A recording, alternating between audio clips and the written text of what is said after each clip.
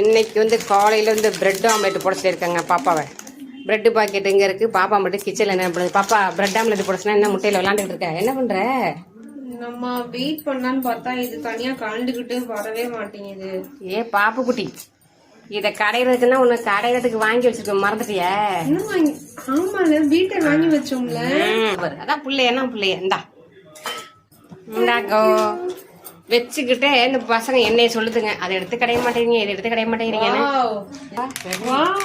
சூப்பரா இருக்கு. Super super.